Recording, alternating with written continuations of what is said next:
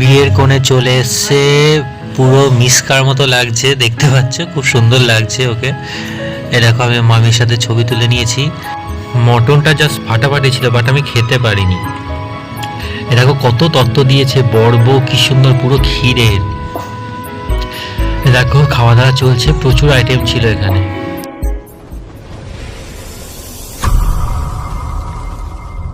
Hello friend, আমি অঙ্কুশ চলে এসেছি তোমাদের সাথে আবার একটা নতুন ব্লগ শেয়ার করতে। আজকে আমরা বিয়ে বাড়ি যাচ্ছি। আজকের ব্লগটা হচ্ছে ওয়েডিং ব্লগ। আজকে আমরা কলকাতাতে আমার একটা দিদির মেয়ের বিয়ে আছে, তো সেখানে যাচ্ছি। তো পুরোটাই কি করছি না করছি বিয়ের বাড়িতে, মানে সেকেন্ড টাইম আমি কলকাতায় বিয়েতে যাচ্ছি, তো কেমন কি করছি না করছি পুরোটাই তোমাদের দেখাচ্ছি। তো সঙ্গে থাকো, দেখতে থাকো। এখন আমরা স্টেশনে চলে এসেছি, ট্রেন ধরবো। প্রায় এখন সকালবেলা 6টায় 2তে ট্রেন, তো চলে এসেছি, টিকিট কাটা হয়ে গেছে, তো আমরা এখন যাচ্ছি। তো তো ফার্স্টেই আমি এরকম স্টেশনে চলে এসেছি। স্টেশন থেকে এরকম উঠছি, অনেক দূর যেতে হবে, কেষ্টপুরের কাছাকাছি বাগুইহাটি। তো ট্রেন ধরলাম, ট্রেন থেকে হাওড়া নামলাম, হাওড়া থেকে আবার বাস ধরতে হবে। হাওড়া থেকে বাসে প্রায় 1 ঘন্টা লাগলো। মানে বাস জার্নিটা তো আমার সহ্যই হয় না, বাট তাও কোনো রকমে গেলাম অনেক কষ্ট করে। আজকে কাল রাত থেকে আমার প্রচণ্ড শরীর খারাপ, বিয়ের বাড়ির দিনই এরকম হলো। তো যাই হোক, মানে এত শরীর খারাপ তো চিন্তা করতে পারবে না, কোনো রকমের নামলাম সেখানে।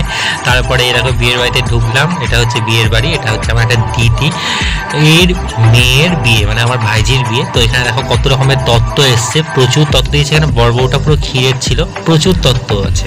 তো দেখো এখানে স্বস্তিক চিহ্ন আছে এবং নানিমুখ হয়েছে এই জায়গাটা করে। এরপরে গায়ে হলুদ হবে। তো আমরা পৌঁছে গেছি, এবার ড্রেস ফ্রেস চেঞ্জ করে নিয়েছিলাম হালকা করে। তো এরকম মামির সাথে ভিডিও করে নিলাম একটুখানি এরই ফাঁকে।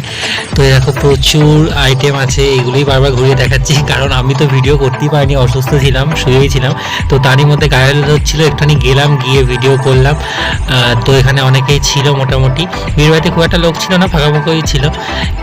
তো এই দেখো যেটুকু পেরেছি ভিডিও করেছি, তোমাদের দেখাচ্ছি। বাট ওই যে বললাম শরীর খারাপ, আমি যেতেও পারিনি, ভিডিও সমস্ত রিচুয়ালসগুলো যেগুলো হয় সেগুলো সব তুলতে পারিনি। তারই মধ্যে কিছুটা তুলেছি। দেখো এরপর তোমার দুপুরে খাওয়া দাওয়ার ব্যাপারে এসেছিলো। আমি তো সকালে গিয়ে কিছু খাইনি, কিন্তু দুপুরে তো খেতেই হয় কিছু না কিছু। তো সেই জন্য এবার দিদিরা সবাই চলে এসেছিলো। এটা হচ্ছে যেখানে বিয়ের অনুষ্ঠানটা হবে, সেখানটা খুব সুন্দর সাজিয়েছে, মানে সাজ চলছে, সাজানো এখনও কমপ্লিট হয়নি। তো আমরা দুপুরে উপরে গেলাম, উপরে গিয়ে খেতে বসলাম লাস্ট পর্যন্ত। কিন্তু আমি তো কিছু খেতেই পারছিলাম না, প্রচণ্ড শরীর খারাপ ছিল। তো যা পারলাম একটু ডাল ভাত খেতে হলো, কারণ ওষুধ খেতে হবে তার জন্য। এত বিরক্ত লাগছে অনুষ্ঠান বাড়িতে এসে সবাইকে বিব্রত করা, এই করতে করতে রাত হয়ে গেল। রাতে ফাইনালি কোনো রকমের রেডিটা হলাম, অনেক ওষুধ খেয়ে অনেক রকম ভাবে সুস্থ হয়ে কিছুটা সুস্থ লাগলো। তো তখন রেডি হলাম কোনো রকম ভাবে, এরকম রেডি হয়েছি। তো এরপর আস্তে আস্তে বিয়ের বাড়ি, মানে আমরা যেখানে ছিলাম সেখান থেকে বিয়ের বাড়িটা একটুখানি দূর ছিল, তো সেখানে গেলাম। অলরেডি বর চলে এসেছিল। তো আমি গিয়ে দেখছি যে বর চলে এসছে। তো ওখানেই রাস্তার মধ্যে দাঁড়িয়ে পুরো জ্যাম টাইপের লেগে গেছিলো। তো ওরই ফাঁকে আমি যতটা পারলাম ভিডিও করলাম আর কি। আমি একাই গেছিলাম, তখনও কেউ আমাদের যারা মানে দিদিরা দাদারা কেউ তখনও যায়নি। তো বর বরণ টরণ করছে, দেখো বর বরণ চলছে এখন। তো এই দেখো এরই মধ্যে যে বিয়ের কোণে পিছন দিয়ে চলে গেল, এখানে জামাই বরণ হচ্ছে, মানে একই ফ্রেমে ছিল, ওই জন্য কোনো রকমে তাড়াহুড়ো করে পালিয়ে গেছিলো। তো এই দেখো তারপরে জামাই বরণ টরণ করে এবার ভেতরে ঢোকাবে। দেখো সবাই আছে এখানে, দেখো অলরেডি দিদিরা ঢুকে গেল, এখানে জামাই বরণ করে ঢুকছে, সবাই রীতিমতো প্রস্তুত। তো এই দেখো বিয়ের যে জায়গাটায় আমরা চলে এসেছি, কি সুন্দর সাজিয়েছে, অসাধারণ লাগছে এখানটা। দেখো আমাদের যে মানে আমার যে ভাগ্নি আর কি সুন্দর সাজিয়েছে, পুরো মিসকার মতো লাগছে, মানে আমাদের যে সিরিয়াল মিসকা যে খলনায়িকা, তো তার মতন, আমার তো অন্তত তার মতন লাগছিল ওকে। এই দেখো আমাদের জামাই, এবং পুরো ডেকোরেশনটা আমি কিছুটা দেখিয়ে দিলাম।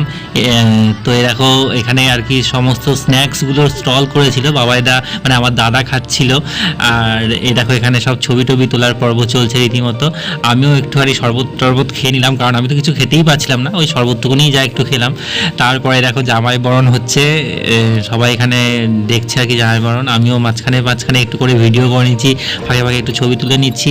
আবার এই দেখো জামাই বরণ হয়ে গেল। তারপর প্রচুর লোকের সমাগম হয়েছিল বিয়ের বাড়িতে, অনেক লোক এসছে, দেখতে পাচ্ছ ভালোই ভিড় আছে। এরপর আমরা একটু ছবি তুলে নিলাম ফাঁকে আর কি, মায়ের সাথে বাবার সাথে ছবি তুলে নিলাম, বাবার সাথে মায়ের সাথে মামির সাথে এবং সবার সাথে যতটা পারলাম ছবি তুললাম আর কি। এ দেখো আবার কনের সাথে না তুললে হয় না, তো কনের সাথে আগে একটা তুলে নিলাম। তো একটার পর একটা ছবি তুলছিলাম আমরা, মানে এটা খেতে বসার ছবি, এইটা আমি তোমাদের পরে দেখাচ্ছি, মাঝখানে আর কি ছবিগুলো সব তোমাদের দেখিয়ে দিচ্ছি। তো এরকম একটা বেশ ভালোই লাগছিল আর কি, শুধুমাত্র শরীরটা খারাপ ছিল, তাছাড়া বাকি সব ঠিকই ছিল। আর প্রচুর মানে কি বলবো, মানে খুবই সুন্দর সাজিয়েছিল জায়গাটা। তো ডেকোরেশন দেখতে পাচ্ছ মোটামুটি ভালোই ছিল আর কি। এ দেখো মানে সবাই মিলে একটা ছবি তুলে নিয়েছিলাম, মানে আমার ভাইজির সাথে। তো এ দেখো, দেখতে থাকো।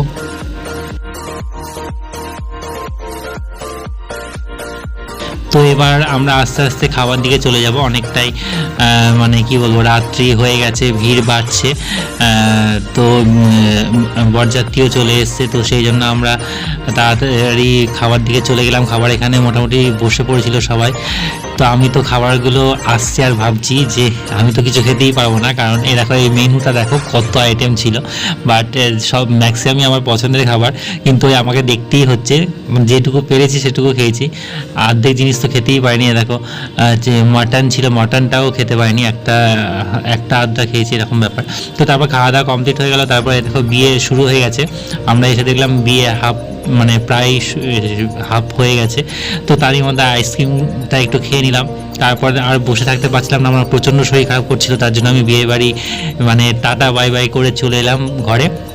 তো বিয়ের ব্লগ মানে আজকে বিয়ে বাড়ির ব্লগ এইটুকুনি ছিল, আর এরপর রিসেপশন আছে, বউ ভাত আছে, সেটা তোমাদের পরে দেখাবো। তো আজকের মতো টাটা, আবার নেক্সট ডে দেখতে থাকো।